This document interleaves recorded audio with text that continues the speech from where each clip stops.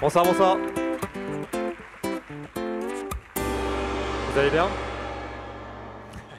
Bon, aujourd'hui, je sors complètement de mon cadre habituel et je viens tester avec vous une idée un peu audacieuse, je ne vais pas vous mentir, mais l'idée, c'est qu'on pose ensemble tous nos cerveaux critiques, tous les oui mais habituels, et qu'on se mette vraiment dans une expérience de pensée. Alors, pour vous remettre un peu dans le contexte, moi ça fait 13 ans que j'entreprends et ça fait 6 ans que j'entreprends pour essayer de faire avancer le schmilblick de la transition écologique. Et j'ai testé avec plein d'autres pas mal de trucs.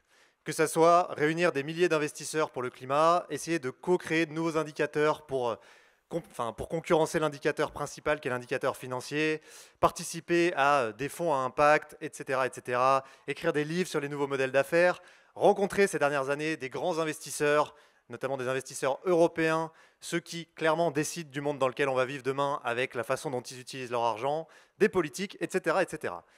Et tout ça, ça m'a amené à faire quelques constats. Le premier constat, c'est qu'on a créé un outil qui nous dépasse complètement. Pour la plupart des humains en tout cas, et cet outil, c'est l'argent. En fait, quand on fréquente des gens qui ont énormément de pouvoir financier, on se rend compte que ça appuie sur des blessures narcissiques, sur peut-être une peur de la mort dans l'humain, qui fait qu'on n'arrive pas à sortir de ces mécaniques d'accumulation. Alors je ne dis pas que c'est tous les humains, mais le problème de notre société, c'est que les humains qui sont les plus exposés à ce problème, c'est ceux qui dictent les règles du jeu, parce que c'est ceux qui ont le plus d'argent au bout du bout. Le deuxième constat, c'est que l'oligarchie mondialisée dans laquelle on est aujourd'hui, qui est renforcée par le digital, elle est en train de gagner sur nos démocraties. Et ça, on le voit, et je l'ai vu énormément ces dernières années, parce que chaque fois qu'on essaye de mettre des taxes, des blocages, d'autres solutions, des lois, ça se fait vider de sa substance, ça se fait déconstruire, ça se fait ralentir, voire ça se fait juste exploser en vol. Et on le voit là, à la COP30, il y a plus de 1600 lobbyistes des énergies fossiles qui ont énormément de moyens.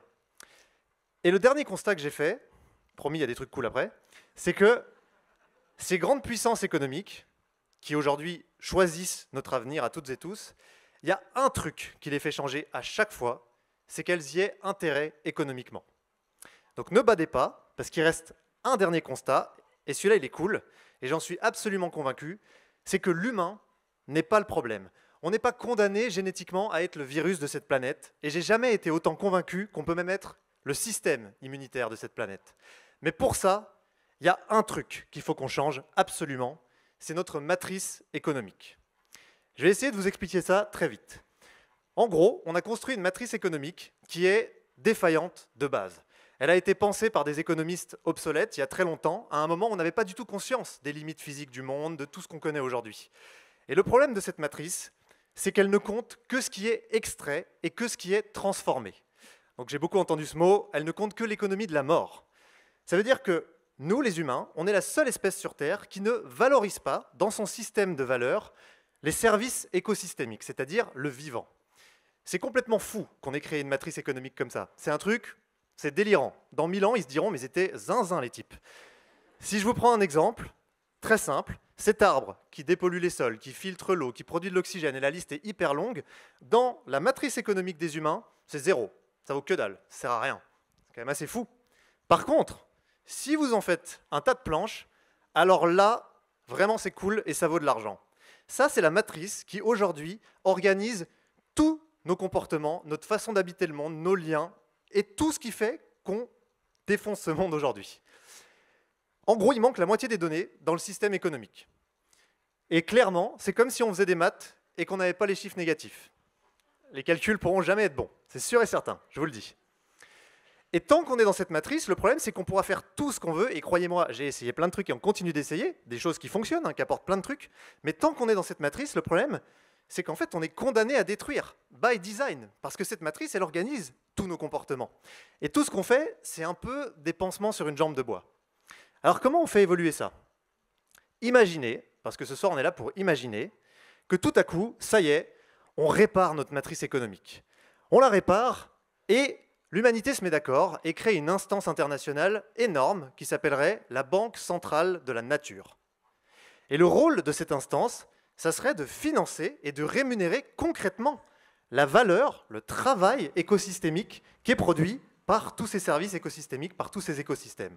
Donc on injecte dans l'économie cet argent. C'est le rôle d'une banque centrale, elle crée l'argent. Maintenant qu'on a l'IA, on sait exactement calculer la valeur des services écosystémiques. C'est assez intéressant, mais ça a été fait à des grandes échelles. Par exemple, l'Angleterre sait qu'ils ont 1200 milliards de valeur de services écosystémiques annuels qui sont renouvelés. Et ils l'ont calculé. Donc ça veut dire qu'avec cette banque centrale de la nature, notre arbre, là, enfin, il vaut plus 0 €. Tous les ans, notre arbre, il rapporte de l'argent, concrètement, payé par la Banque centrale de la nature. Et ça veut dire que tout à coup, il y a des millions de personnes qui peuvent être payées pour travailler à préserver les écosystèmes, et pas juste à les dégrader, comme c'est le cas aujourd'hui. Tous les propriétaires, en gros, publics, privés, ils sont rémunérés chaque année de la valeur du travail des services écosystémiques de leurs parcelles. Et donc, plutôt que de couper les arbres pour faire un parking ou des planches, mais ils ont intérêt économiquement à préserver leur forêt, parce que si leur forêt se dégrade, ils perdent de l'argent. Et là, tout à coup, toutes nos grandes puissances qui ne changent que pour une seule raison, c'est qu'elles y soient incitées financièrement, mais en fait, elles peuvent changer. Et clairement, on change tout, sans devoir changer en même temps et immédiatement, ce qu'il faudra changer un jour, mais qui est compliqué à changer, les humains, nos peurs, nos croyances, les règles actuelles, les codes culturels, les rapports de force, les personnes morales, et tout ce qui est difficile à changer très clairement aujourd'hui. J'ai creusé tous les comment, mais j'avais que 5 minutes, et je les ai déjà un peu déplacés, j'ai moi aussi droit au petit « il faut conclure ». Donc je ne vais pas parler de ça, mais j'ai 2 questions, parce que je fais un test avec vous, c'est vraiment un crash test, hein, j'ai jamais parlé de ça publiquement. J'aimerais vous poser une première question. Déjà, levez la main si ça vous choque, cette idée. Bon, bah c'est cool. Ok. Et ma deuxième question, c'est si un jour, un fou furieux décidait de lancer un mouvement mondial pour appeler à la création d'une banque centrale, qui serait ambassadeur? Ah, c'est cool. Bon, bah merci beaucoup. Et on se voit peut-être un jour.